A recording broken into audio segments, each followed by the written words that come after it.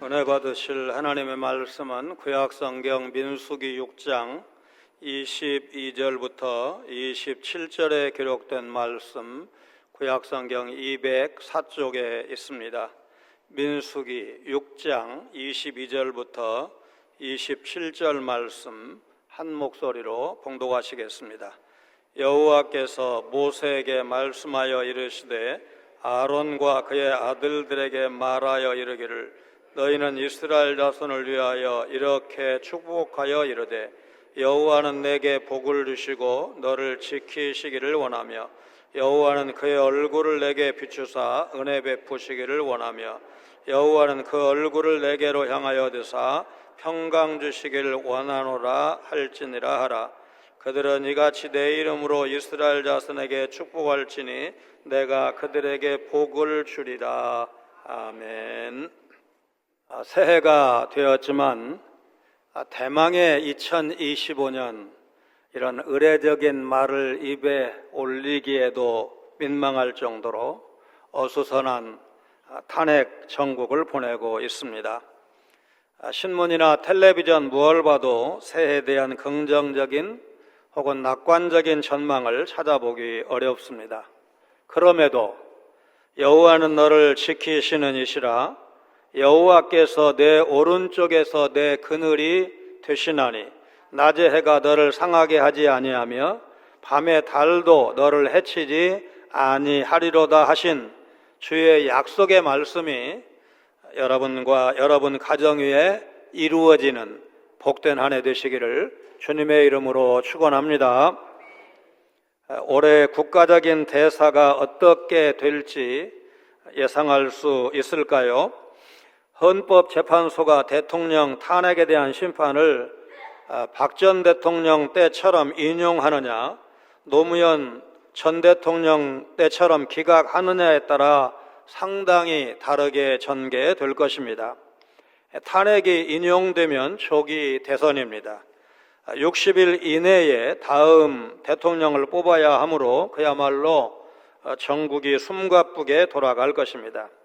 기각되면 대통령이 국정에 복귀하는 걸 의미하기 때문에 역시 다수 국민이 탄핵에 찬성하고 있어서 큰 혼란이 이어질 것으로 예상되는 두 가지 경우 모두가 혼란이 불가피해 보입니다.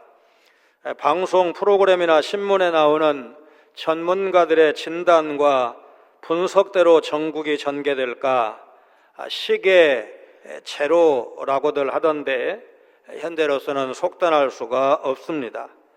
정답은 차분히 기도하면서 지켜봐야 합니다. 말로 천냥빚을 갚는다라는 말이 있는데 말 한마디가 그만큼 중요하다는 뜻일 것입니다. 당신의 인생을 바꾼 말 한마디는 무엇입니까? 라는 질문에 사람들은 다양한 대답을 내놓을 것입니다. 1973년 7월 메이저리그 동부지구 선두 시카고 컵스의 9게임 반차로 꼴찌를 달리던 뉴욕 매츠팀의 선수들은 끝날 때까지 끝난 게 아니야 라는 감독 요기베라의 말에 자극을 받아 분발했고 그해 지구 우승을 차지하게 됩니다. NLCS, 그러니까 내셔널리그 챔피언십 시리즈에서 신시내티 팀을 격파하고 월드 시리즈까지 진출하는 기염을 토했지만 오클랜드 애슬렉티스를 상대로 7차전까지 가는 접전 끝에 패배했습니다. 그러나 감독의 끝날 때까지 끝난 게 아니야, 이 한마디가 선수 한 사람 한 사람의 각오를 새롭게 해서 팀 분위기를 바꿨다는 점에서 두고두고 화제가 되는 유명 어록이 되었습니다. 온 인류를 사랑하는 것은 쉬운 일이다. 그러나 내 곁에 이웃 한 사람을 사랑하는 것은 너무나 어려운 일이다. 이 의미심장한 말, 누가 한 말일까요? 지금 잠을 자면 꿈을 꾸지만 잠을 자지 않으면 꿈을 이룬다라는 러시아 대문호 도스토옙스키의 말은 수많은 젊은이들이 자신의 꿈을 이루는 일에 열정을 불태우도록 독려했습니다. 오스트리아 출신 미국의 경영학자로 경영학의 아버지라 불리는 피터 드러그는 성공의 신자인데 고등학교 시절 피글러 신부가 던진 질문 하나가 자신의 인생을 바꾸었다고 고백했습니다. 너희들은 죽고 나서 다른 이들에게 어떤 사람으로 기억되고 싶으냐? 이 질문은 오늘 우리에게도 꼭 필요한 질문이라고 생각을 합니다. 죄 많고 유한한 인간이 짧은 인생을 사는 동안 깨달은 몇 마디 말에도 수많은 사람의 인생이 바뀔 수 있다는 것입니다. 그렇다면 태초부터 온 우주 만물을 말씀으로 창조하시고 경영해 오신 창조주 하나님이 주시는 놀라운 지혜와 진리의 말씀, 그리고 살아 역사하는 능력의 말씀으로 다른 사람을 축복한다면 얼마나 많은 사람의 인생이 긍정적으로 바뀌겠습니까? 내 인생을 바꾸는 혹은 내 인생에 가장 큰 영향을 미친 말은 무엇일까? 중등부 때 교회 선생님은 우리 기철이는 커서 주기철 목사님처럼 훌륭한 목사님이 되면 좋겠다, 그렇게 말씀을 하셨는데 나중에 목사가 되어서 인사를 가서 그 말씀을 여쭈어봤더니 그래서 하시면서 기억하지 못한다고 대답을 하셨습니다. 어렵게 신학 공부하던 시절 학생회장 선거에 저를 불러내서 출마하게 만든 몇몇 동기들이 있었는데 아이의 백일과 돌반지를 팔아서 밥값, 이제 커피값으로 그야말로 선거 자금을 만들어서 지원한 동기도 있고, 진주는 흙속에 있어도 진주야 그러면서 기어이 선거에 나가게 만든 동기생도 있었습니다. 그 선거 덕분에 아내를 만난 건 하나님의 인도하심이 계신가 보다 생각을 하지만 지금 생각해도 고생을 좀 많이 했습니다. 학생회장 임기 동안 점심 도시락을 밤 12시 넘어서 먹은 적도 몇 차례 있을 정도로 점심, 저녁밥 먹을 겨를도 없이 바쁘고 힘들게 감당을 했습니다. 오늘 우리보다 더 예상할 수 없는 인생길, 갈 바를 알지 못하고 간 분을 우리가 알고 있습니다. 우리는 그분을 믿음의 조상 이렇게 부릅니다. 히브리서 11장 8절, 믿음으로 아브라함은 부르심을 받았을 때에 순종하여 장래의 유업으로 받을 땅에 나아갈새 갈 바를 알지 못하고 나아갔으며, 믿음의 조상 아브라함조차도 갈 바를 알지 못하고 나아간 도전하는 인생이었습니다. 히브리서 11장에서 아브라함의 인생을 관통하는 중요한 단어는 믿음으로입니다. 물론 아벨과 에녹, 노아 같은 믿음의 조상을 설명할 때도 믿음으로라고 이제 수식을 한 것은 맞습니다. 이스라엘은 여호와의 군대입니다. 민수기 1장 2장에서 하나님은 20세 이상으로 싸움에 나갈 만한 사람을 계수하도록 명령하셨고 진 배치와 행진의 순서까지 정해 주셨습니다. 3장 4장에서는 레위 자손의 계수 또 그 직무에 대해서 정해 주시면서 이스라엘이 성막을 중심으로 하는 곧 예배의 공동체임을 명확히 하셨습니다. 1장부터 4장까지는 의적인 준비를 하게 하셨다면 5장, 6장에서는 이스라엘이 여호와의 군대로서 내적으로 정결하게 준비될 수 있도록 부정하게 된 자의 처리, 죄에 대한 갑질을, 아내의 부정행위를 밝히는 절차, 나시린의 법 등을 다루고 있습니다. 6장 마지막 부분에서 하나님은 아론 자손에게 내 이름으로 이스라엘 자손을 축복하라고 명령하십니다. 하나님은 만복의 근원이시고 사랑하는 백성에게 복 주시기를 원하십니다. 축복의 내용은 모두 세 부분으로 이루어져 있고 각 문장의 주어를 보면 이 축복이 누구한테서 나오는지 명확하게 드러납니다. 하나님께서 명령하신 축복의 내용대로 제사장들이 축복의 기도를 드렸을 때 하나님은 반드시 복을 주겠다고 약속하셨습니다. 제사장 아론의 아들들이 자기들 뜻대로 생각대로 복을 선포해서는 안 되고 반드시 하나님의 뜻에 합당한 말씀으로 축복해야 이제 축복이 임합니다. 하나님은 우리 모두를 왕같은 제사장으로 불러주셨기 때문에 서로를 위해서 은혜와 복을 많이 선포하고 또 기원해야 합니다. 새해니까 복 많이 받으세요. 금년에도 건강하시기 바랍니다. 그런 인사를 많이 나누시기를 바랍니다. 하나님께서 모세에게 주신 오늘 본문 말씀에는 우리를 향하신 그분의 선하고 인자하신 마음이 고스란히 담겨 있습니다. 따라서 우리는 이 말씀을 순종하는 자세로 받아야 합니다. 아멘은 하나님의 복을 귀하게 여긴다는 고백이고 그 뜻대로 이루어지기를 바란다는 소망과 믿음의 고백일 뿐만 아니라 하나님의 복을 사모하고 구하는 태도여서 우리 신앙생활에 있어서 매우 중요하다 할 것입니다. 습관적으로 아멘하는 것은 바람직하지 않지만 아멘하고 싶어도 다른 사람 눈치 보느라 아멘하지 않는 것 여러분 잘못입니다. 여러분 살아계신 하나님의 말씀을 받을 때 믿음으로 아멘하시기를 바랍니다. 본문은 아론의 축복기도라고 제목을 붙일 수 있습니다.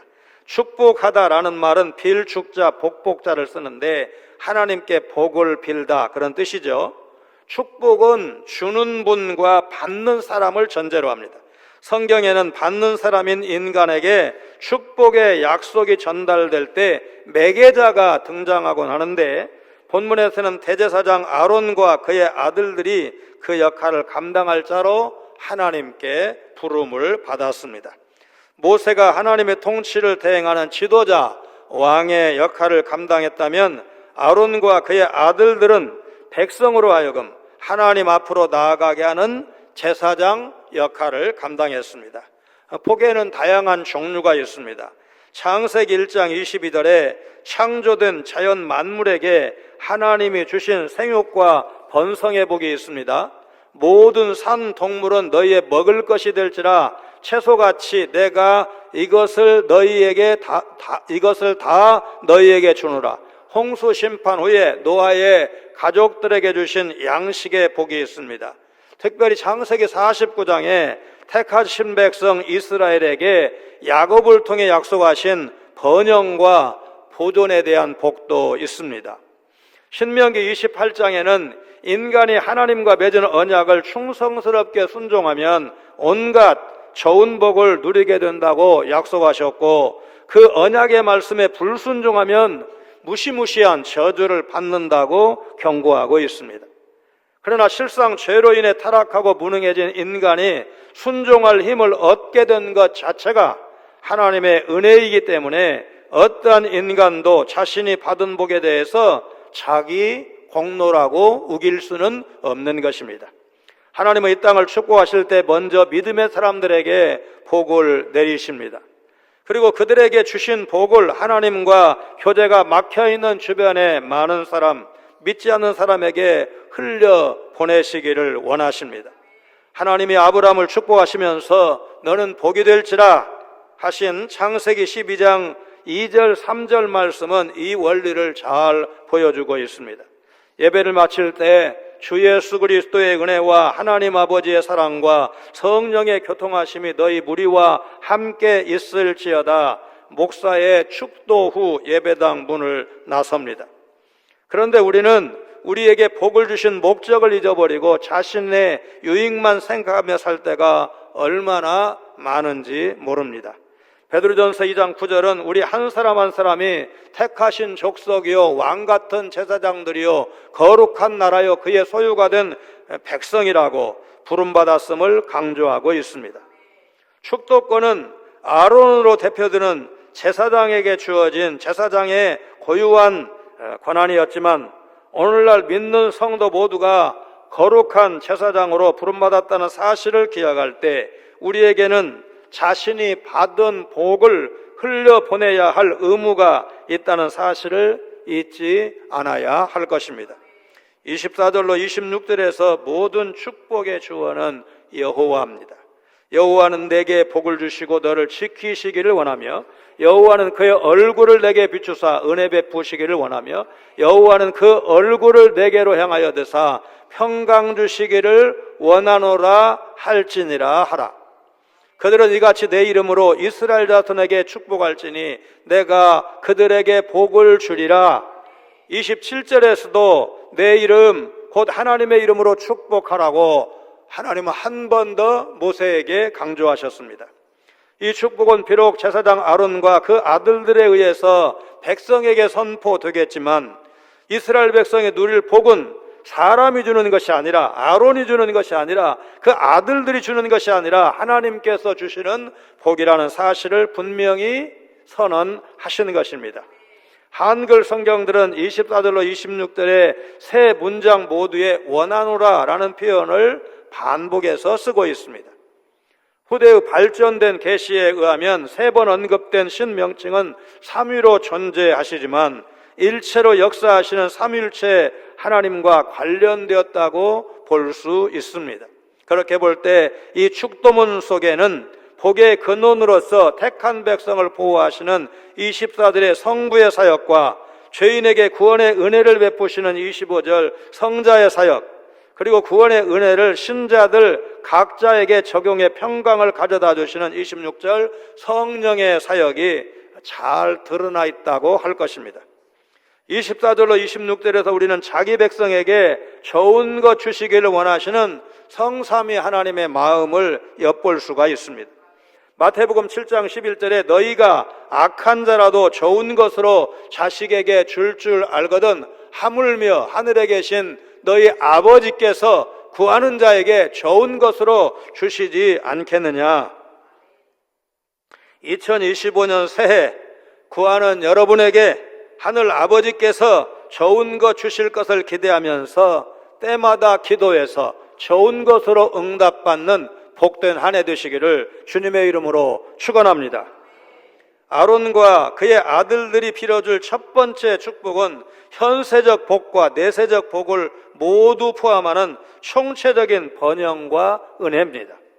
나아가 졸지도 아니하시고 주무시지도 아니하시는 하나님이 파수꾼과 목자처럼 백성을 지켜주실 것을 간구하는 내용입니다. 24절의 첫 번째 복, 보호하시는 은혜는 오늘 우리와 우리 자녀들에게 절대적으로 필요한 것입니다. 이 땅의 나그네 인생길은 험하고 연세든 성도는 물론 험한 세상 살아가는 우리 자녀들도 삶의 모든 순간 영적인 전쟁에 노출되어 있기 때문입니다. 주님이 시험에 들지 않도록 도와주시기를, 또 악에서 구해주시기를 기도하라고 가르치신 것도, 성경이 우리에게 깨어있으라고 경고한 이유도 우리 대적 마귀가 우는 사자와 같이 삼킬 자를 어슬렁거리며 찾고 있기 때문입니다. 하나님은 25절에 나는 너에게 은혜 베푸기를 원한다 말씀하시는데, 은혜는 크고 포괄적이고 추상적인 개념이지만 하나님은 의도적으로 은혜라는 말을 사용하시므로 몇 가지 은혜가 아니라 모든 것을 베풀겠다, 너희를 관대히 대하겠다고 약속하신 것입니다. 하나님께서 그분의 얼굴을 우리에게 비추시겠다는 25절 말씀은 가장 복된 약속이 아닐까 싶습니다. 얼굴을 비춘다는 것은 너의 하나님 여호와가 너의 가운데 계시니 그는 구원을 베푸실 전능자이시라. 그가 너로 말미암아 기쁨을 이기지 못하시며 너를 잠잠히 사랑하시며 너로 말미암아 즐거이 부르며 기뻐하시리라. 스바냐 3장 17절 말씀처럼 너무 사랑스럽고 기뻐서 바라보는 자의 얼굴이 빛을 내뿜는 것과 같다는 뜻입니다. 인간에게 주어질 수 있는 가장 무서운 형벌이 하나님이 얼굴을 돌려 외면하시는 것임을 생각한다면 그 어떤 순간에도 우리를 외면하지 않으시고 그 얼굴을 우리에게 비추시겠다는 하나님의 약속은 참으로 감사하고 든든한 말씀이 아닐 수 없습니다. 우리 하나님이여, 지금 주의 종의 기도와 간구를 들으시고 주를 위하여 주의 얼굴빛을 주의 황폐한 성소에 비추시옵소서. 포로 생활 중에 있지만 하나님의 긍휼을 변함없이 구하는 다니엘의 기도가 오늘 우리에게도 절실한 때임을 믿습니다. 세 번째 복은 26절의 평강입니다. 평강은 하나님이 사랑하는 백성에게 주시는 최고의 선물이요 최고의 은혜라고 할 것입니다. 특정한 대상을 향해 얼굴을 돌리는 행위는 그를 계속해서 주시한다는 의미로 머리털까지도 다 셀 정도로 모든 것을 꿰뚫어 보는 것입니다. 그때 모든 지각에 뛰어난 하나님의 평강이 그리스도 예수 안에서 우리의 마음과 생각을 지키실 것입니다. 평강, 이 샬롬이라는 말은 안전, 행복, 번영, 평안, 기쁨 등 여러 가지 뜻이 있는데, 이 샬롬은 세상이 줄 수도 없고 세상이 알 수도 없는 오직 하나님만이 우리에게 주실 수 있는 최고의 기쁨과 복이라고 할 것입니다.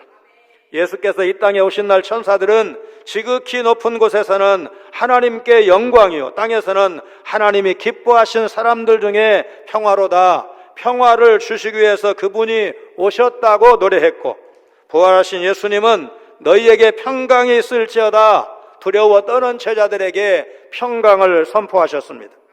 하나님은 그 어느 연초보다 어수선한 때 2025년을 시작하는 우리에게 변함없이 평강 주시기를 원하신다는 사실, 여러분 믿으시기를 주의 이름으로 축원합니다.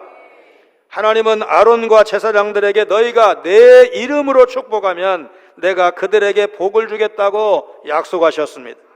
찬송가 1장과 28장의 가사처럼 만복의 근원은 하나님이십니다.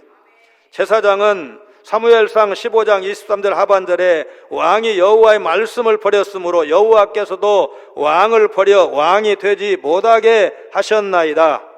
사무엘이 불순종한 사울왕에게 경고한 것처럼 하나님의 심판을 선포할 뿐만 아니라 하나님의 축복을 전하는 사람이 바로 제사장이었습니다. 그것은 그러니까 축복하는 권세도 있고 경고하는 권세도 있는 것은 제사장의 특권이고 제사장의 누리는 복이라고 할 것입니다. 목사 구경을 못한 지하교회 성도들이 목사가 축도하면 덩달아 목사처럼 손을 들고 기도하더라는 말을 들은 적이 있습니다.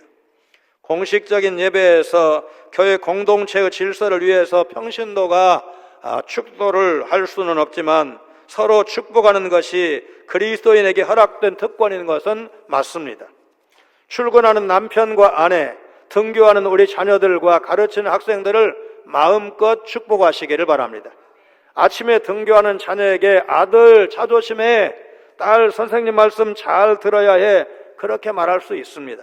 그러나 아들아, 딸아, 오늘 하나님이 너와 함께 하실 거야, 오늘 새벽에 엄마가 기도했어, 아빠가 기도했어, 이렇게 축복하시는 것이 더 좋습니다. 사실 아론의 축복과 같이 거창한 말이 아니어도 좋습니다.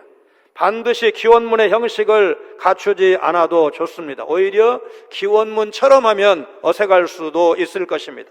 그저 말을 듣는 사람이 잘 되기를 원하는 마음이 전달되고 궁극적으로 하나님의 축복을 간구하는 말이면 충분할 것입니다. 축복합니다. 너무 염려하지 마세요. 하나님이 지켜주실 겁니다. 오늘 하는 일마다 잘 되실 겁니다. 이렇게 축복하시기 바랍니다. 짧은 한마디에는 영적 힘이 실리고 이를 들으신 하나님이 일하시는 계기가 될 것입니다. 때로는 진리를 기억하고 진실을 마주하게 하는 따끔한 말 한마디가 채찍이 되어서 사람들의 인생을 바꾸는 축복이 될 수도 있습니다.